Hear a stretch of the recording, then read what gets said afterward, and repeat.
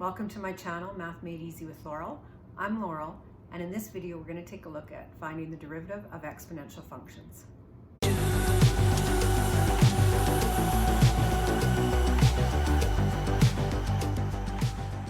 So when we take a look at an exponential function, this is different than a power function. We've talked about how to find the derivative of a power function. So if we had y equals u to the n, the base is a function and the exponent is a specific number. So when we found this derivative, we went n times u to the n minus 1 times du dx.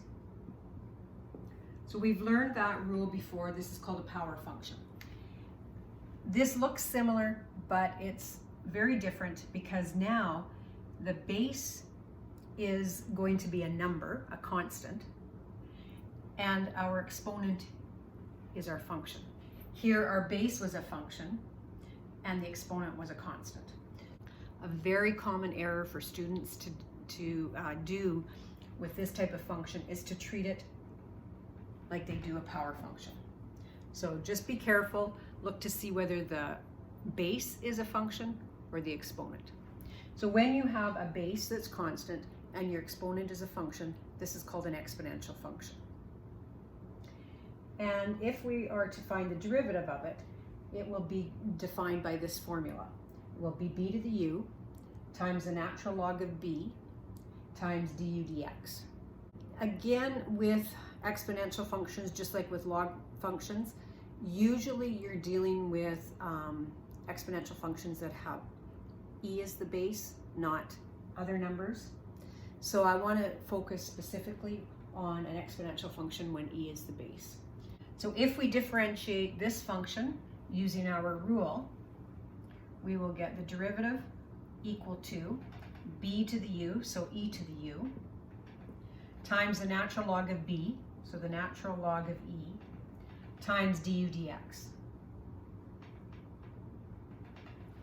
The natural log of e is just 1, because what must e be raised to equal e?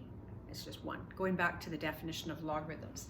So this value here is a 1, so our derivative of our exponential function when our base is e is just e to the u du dx. You need to be aware of this formula as well, but this is the one that you're going to be seeing and using most often. Let's take a look at some examples. In our first example, we do have a base other than e, so we plug into our very first formula. So our derivative will be b to the u, so 10 to the x squared, times the natural log of our base, so the natural log of 10, times the derivative of u. U is x squared, so the derivative of that would be 2x. In cleaning this up, there's different ways that you can express this, but I just want you to be careful. You cannot multiply 10 times 2x because it's the natural log of 10 and it's that whole factor times 2x. Similarly, you cannot multiply this to 10 because 10's to a power. So just be careful when you're simplifying it. This is just a number, so we could write this as 2x times natural log of 10 times 10 to the x squared, and I would leave it in this form. This is exact. You could replace it with what natural log of 10 is actually equal to if you want, but oftentimes it's best to leave it as an exact value.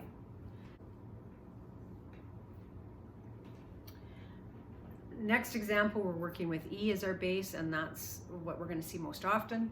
Much easier. Our derivative will be equal to e to the u, so e to the x squared plus 3x, and then we multiply by the derivative of u. So the derivative of x squared plus 3x is just 2x plus 3. You might want to write that out in front. Just makes it easier, I think, for people to read. And there's your derivative. So in this example, we have e to the cos of 5x. So the derivative, we start, what is it? What's the outermost function? The outermost function is an exponential function. And then inside the exponential function, we have a trig function. So we're going to start with the derivative of the exponential function. Derivative of e to the u will be e to the u. So e to the cos of 5x. Then we have to multiply by du dx. So the derivative of cos of 5x will be negative sine of 5x. And then we go inside the cos function and we multiply by the derivative of 5x, which is 5. I would probably rewrite that to be negative 5 sine of 5x times e to the cos of 5x. In our next example, we have y equals the natural log of the tangent of e to the 4x plus 1. There's no products here. It's a composite function. The outermost function is natural log. Inside that is tangent. Inside that is exponential. And inside that is this polynomial. So start with your outermost, which is natural log. The derivative will be, the derivative of natural log of something will be 1 over that.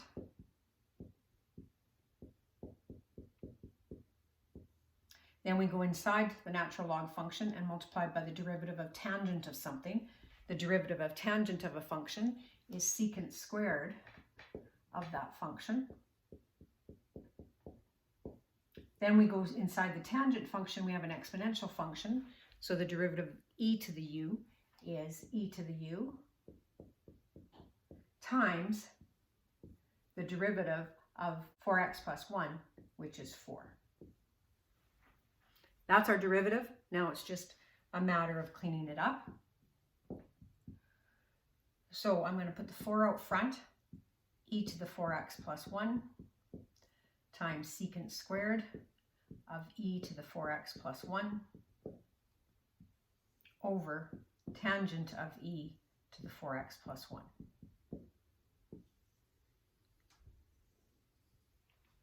We could probably simplify the trig part a little bit if we wrote this as 1 over cos squared and we wrote this as sine over cos. So your answer might look a little bit different with your trig functions because maybe some simplification is taking place. So just be aware of that. I'm not going to worry about it with this example, but if you're wondering why your answer is maybe a little bit different than the textbook answer, it could be because they did some simplification with your trig functions and the trig identities. In my next example, I could either differentiate it the way it is, and I would have to use the power rule first, or I could square this, and it might be a little bit easier. You could try it either way. I'm going to go ahead and square it first. So when I FOIL this, I get 3e to the t times 3e to the t, which will be 9e to the t plus t is 2t. Remember that when you're multiplying powers and the base is the same, you add the exponents. My outside will be 3e to the t plus negative t is e to the 0. Plus inside 3, same thing, e to the t times e to the negative t will be e to the negative t plus t is 0. Plus last will be e to the negative t plus negative t will be negative 2t. I'm going to simplify this before I differentiate it. So I have 9e to the 2t plus 3e to the 0. E to the 0 is a 1. Plus 3e to the 0. E to the 0 is 1. So I have 3 plus 3 is 6. Plus e to the negative 2t. Now I'm going to differentiate it. So my derivative will be equal to 9e to the 2t times the derivative of 2t, which is 2, plus derivative of a constant is 0, plus the derivative of e to the negative 2t will be e to the negative 2t times the derivative of negative 2t, which is negative 2. And I could simplify this to be 18e to the 2t minus 2e to the negative 2t. In this example, we have a quotient, but because our numerator is a constant, I'm not going to leave it as a quotient. I am going to rewrite this as 4 times e to the negative 2x. If I bring this out of the denominator, it's a negative exponent. So now I can differentiate, so it will be 4 times the derivative of e to the negative 2x will be e to the negative 2x times the derivative of negative 2x, which is negative 2. That simplifies to be negative 8 e to the negative 2x. Let's take a look at two more examples. Our next example is an inverse tan function. And before I start, I'm going to use my rules of exponents to write this function as e to the x to the power of 1/2. And then e to the x to the 1/2, I multiply that, and it's x over 2. This is going to be easier to differentiate than how it was given originally. So my outer function is inverse tan. The derivative of inverse tan is 1 over 1 plus the function squared. Now I look inside the inverse tan and I have to multiply by the derivative of e to the x over 2, which is e to the x over 2, times the derivative of x over 2, be 1/2. I'm going to simplify it. So in the numerator, I'm going to have e to the x over 2.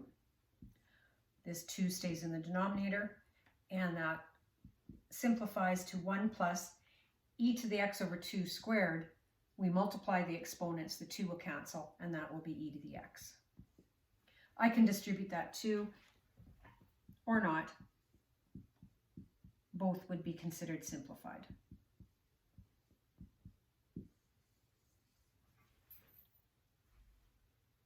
So just be aware of your rules of exponents, and if you can simplify first, it's going to be easier to differentiate. Our last example is a quotient, so we have to use our quotient rule. So we take the denominator, or v in our rule, multiply by the derivative of the numerator. So the derivative of this will be 5 e to the x squared times the derivative of x squared, which is 2x, minus the numerator, multiplied to the derivative of the denominator, all over the denominator squared. Let's just clean it up a little bit. So 5 times 2 is 10, x e to the x squared times 3x plus 2 minus 15 e to the x squared over this. In this case, you're going to see a question like this or an answer like this simplified. We could factor out a 5 and an e to the x squared.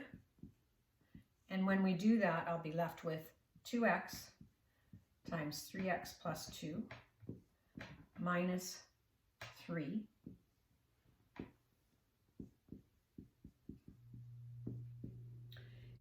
So if I clean up inside these brackets, I would get 6x squared plus 4x minus 3, and this would be considered simplified. This is a little bit awkward because you've got partial factoring going on in the numerator, which usually isn't desirable. So in a case like this, look to see if you can simplify it. My advice, as usual, is to practice as many of these types of questions as you can, especially ones where you've got all sorts of different functions combined. You want to be comfortable with doing derivatives of algebraic functions as well as transcendental functions. The transcendental functions are non-algebraic, which include trig, inverse trig, log, and exponential. But you can have combinations of all of those. And the only way that you'll get comfortable is just lots of practice. In the next video, we're going to take a look at applications of using the derivative, but this time we'll focus on log functions and exponential functions. So take care, and we'll see you then.